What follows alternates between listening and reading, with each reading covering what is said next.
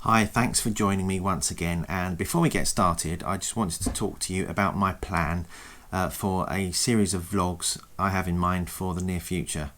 Now, if you're a follower of this channel or you've seen this before, you may know that I shoot with Canon digital cameras, but back in the 1990s I shot with this.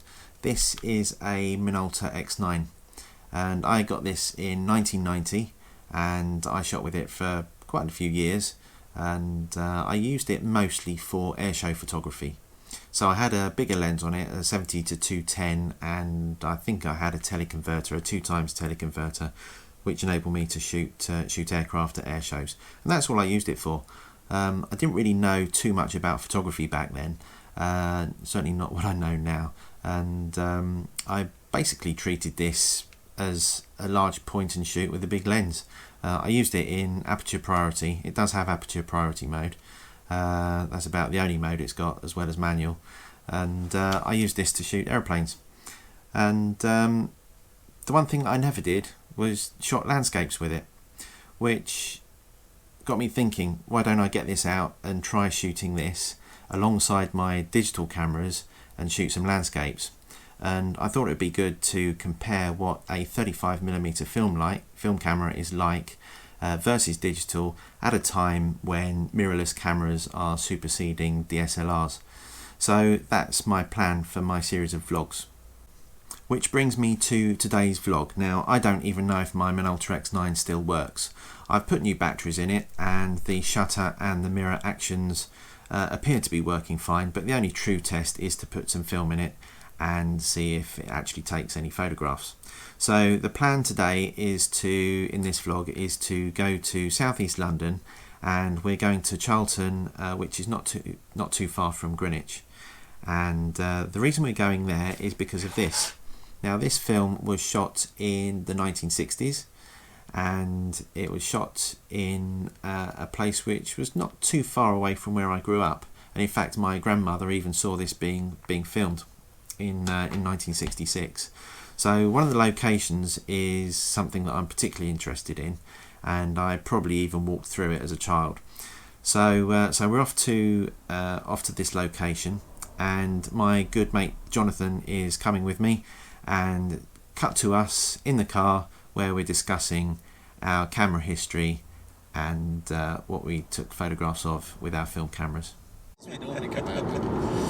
So what are we doing today, Stuart? What are we doing today? We're going on an adventure today. We are. So magical mystery tour.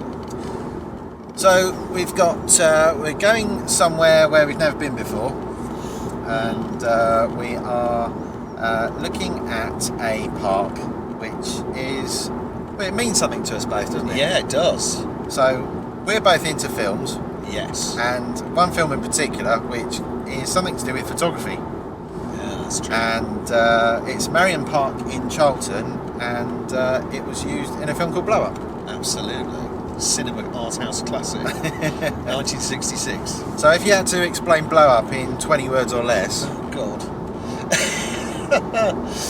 Well, it's the story of a swinging London fashion photographer who is, I think, slightly cynical actually about that whole life and being surrounded by models, and he's kind of angry, isn't he, in some ways, at the environment he's occupying, and he's searching for some sort of inner true meaning to life, I guess. Wake up! And he gets fed up one day and goes out for a wander in Marion Park. Marion Park, yeah. And in the course of that, he decides to take some sort of candid pictures of a couple he can see who are wandering around romantically and snogging. And they catch him, or the woman catches up with him and says, you can't, take photographs of people like that, it's an intrusion on privacy or whatever. And she seems to desperately want to get the negatives. And she pursues him back to his studio, doesn't she? And then he discovers, when he blows up, hence the title of the film, when he blows up the pictures, that he may have uncovered a murder in the park, and that there's a guy potentially being shot in the vicinity of where that couple were. So I'm going to let you carry on from there, actually. Link is in the description below. If you're interested, have a look at the film yourself. But one of the big locations is in Marion Park. So what we're going to do is we're going to go there first, and that's the point of the first part of today's adventure. To go on a bit of a film location. Fantastic. I love locations. And then the second big part of today's adventure is that we've dug out some old cameras. So we've got our digital cameras. I've got my Canon, you've got your Pentax.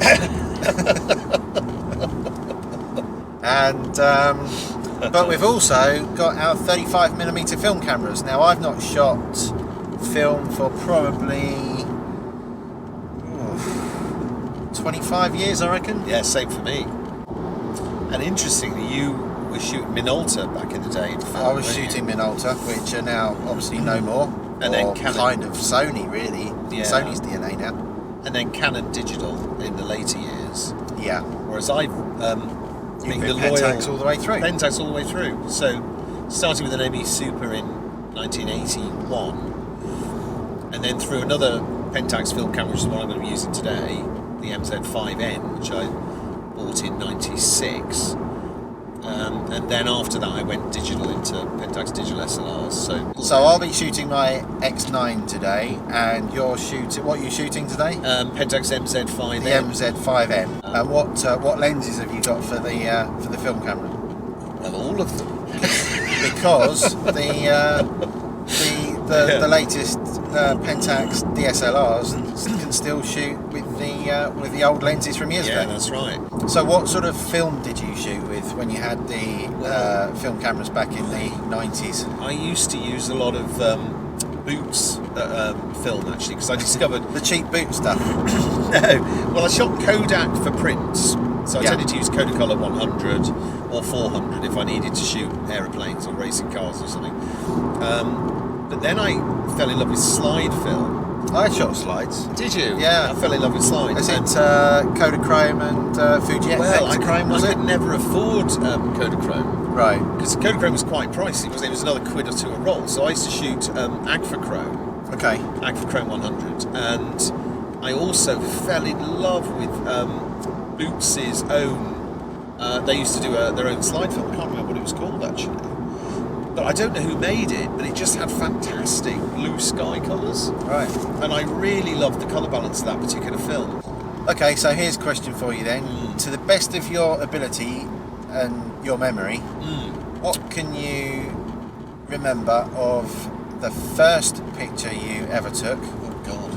and the last picture you ever took on film? Oh, heavens. Any ideas? Well, the first picture I ever took, my gran came over to the house, actually, and I think I took some pictures of her and I took some pictures of our dog. We had a couple of Yorkies. And I went out on the field behind my house. There was a kind of field behind the house with a mate, actually, and we took some pictures with the camera then. And I seem to remember I was trying to take pictures of a golf ball on a tee. But the whole bloody Getting into lot. the artistic stuff straight away then. Exactly. So what about your last image Oh, you the shot? last images. Well, actually, that's interesting because thinking about it, amongst the last images I would have shot on film would have been my honeymoon. Okay, right. What about you? My last image, I reckon, was, I can't be certain, but it would make sense if it was something like the Mildenhall Air Fete. And then you went digital. And then I went digital. But my first image, I can categorically tell you for absolute definite that it was of the Thames Barrier. Oh, really? Which, strangely enough, is going to be our second location today. Oh, that's so great. we're going to hit the Thames Barrier and just do a bit of kind of architectural stuff around there, have a mooch around there, and So your journey's come full circle today. so yeah, so in other words, it's actually quite appropriate that I'm bringing back my Minolta film camera to the place where I very first took That's amazing. a 35mm film image. Yeah, that is amazing. So that's actually. pretty good. Yeah. And then hopefully later on this evening, kind of around twilight time, early evening, twilight time, so sunset is due at 12 minutes past 6 today. So, is it? Yeah, so hopefully shooting across the Thames from around the O2 kind of area across to Canary Wharf and the Docklands, the Isle of Dogs. Do a bit of cityscapes. Yeah, that'd be fantastic. Kind of photography across the Thames. So that'd be cool. That's our plan. That sounds good to me. Well, this is a strange experience, removing a roll of film from its box ready to load, rather than the simplicity of inserting a SanDisk memory card. So, for the first time, after 25 years or so of shooting in a digital format, I loaded a roll of Ilford HP5 black and white film into my Minolta X9, something I hadn't done for so long, yet seemed so familiar to me. But the question remains, will my camera still work, and will it take a photograph after a quarter of a century sitting in a camera bag? There's only one way to find out, and that's part of the reason for bringing it today. Can you remember what to do? I think. I'll be downloading the bloody manual at this rate. Here we go. Looks like you poke it under there. I think this is quite easy because it's kind of automatic. Oh right, automatic loading. Yeah, I think it winds on. I don't think I have to do much, to be honest. So we're going for colour. Colour. Now, why is that? Oh, there we go. Yeah, and I think all I have to do from memory is put this under this roller, and when I shut the back, I think it'll wind in. Yeah, it's got teeth there, so okay, let's see if it works. Good luck. Yeah, I know, if it doesn't bloody wind on, I'm going to be pissed off. Right, switch it on. That sounded promising.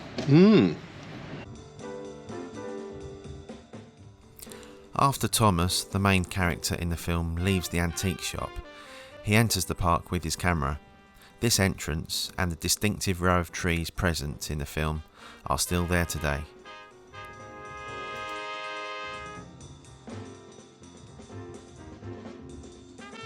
So sit rep.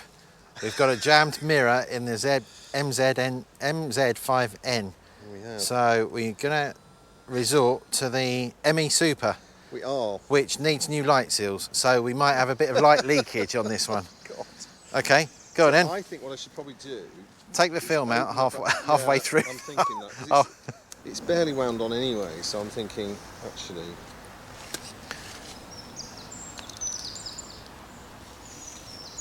It has moved on, hasn't it? It has moved on, hasn't it? So we've managed to reload the film. We've resurrected. We've wrecked half a film, half a colour film, but we've managed to get the rest of the colour film into the ME Super. So we're going from there. We've probably only got a handful of shots left, but And the other hey, thing, that's the fun of it. We'll try and disguise the traffic on the road behind with the tree. A couple of vans and cars there. These aren't my usual choice for a landscape image, but are merely record shots to compare with the film. That's the thing, though. Like you say, it slows you down, and you have to carefully consider every frame because film is expensive. Developing is expensive. You know, there's no more blap like there is in the digital. Yeah, every frame is relatively Precious. carefully considered, isn't it? It is. So this is the tennis court location in Marion Park that was used in Blow Up. Yeah. Marion Park was used for 4 locations in the film: the entrance, the tennis courts, the steps, and the open grassy area. The tennis courts play a prominent part at the film's conclusion.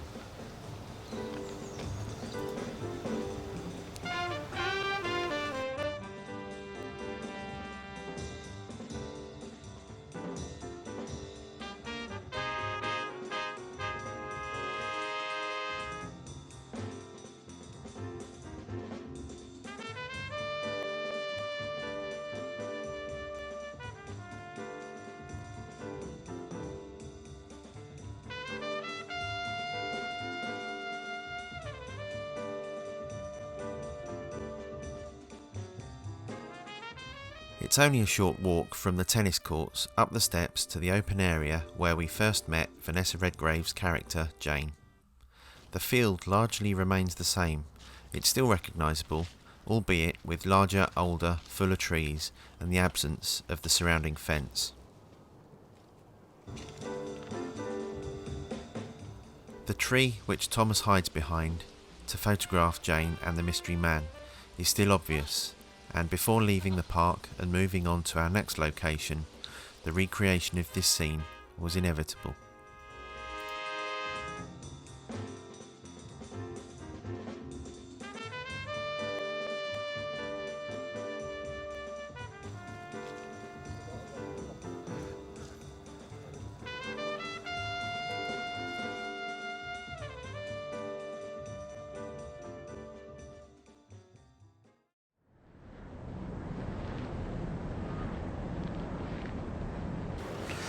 Right, so we're now at the Thames Barrier, and this is the frame, the shot I've framed up with the row of barrier pontoons all the way along across the river. And I've set the camera up on the tripod, shooting in a vertical frame, and I'm using a 10-stop ND to smooth out the water and a 3-stop ND grad to just hold back the exposure on the sky. And this is the picture I've got.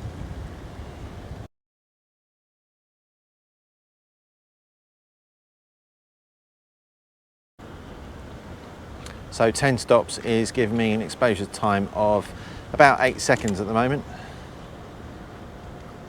So framing up a landscape shot as well now. Similar exposure time. I've removed the ND grad this time, and I've just got the 10 stopper ND filter. So again, 8 seconds.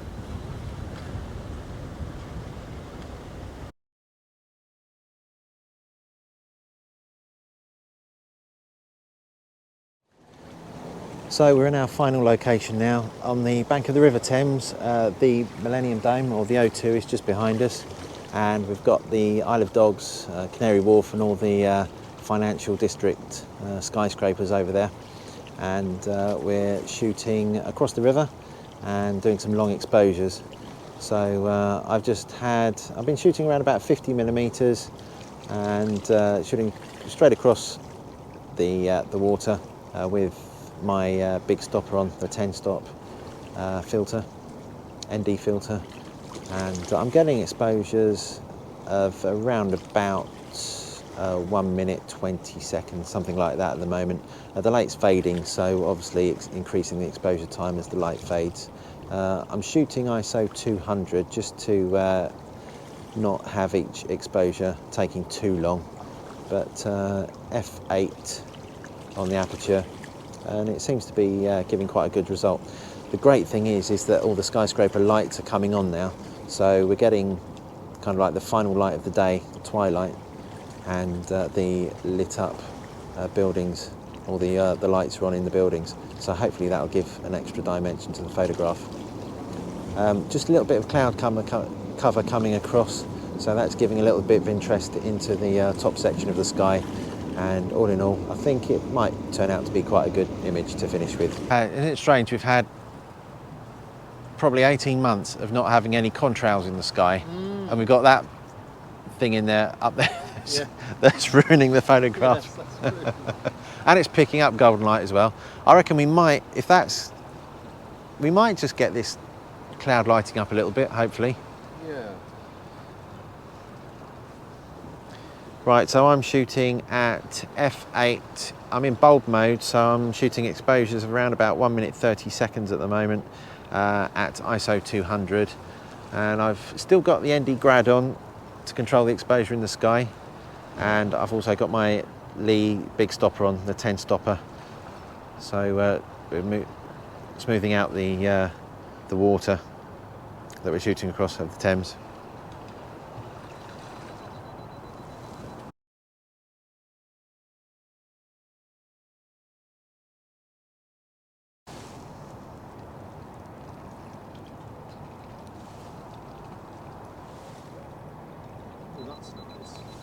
So now I'm attempting a panorama.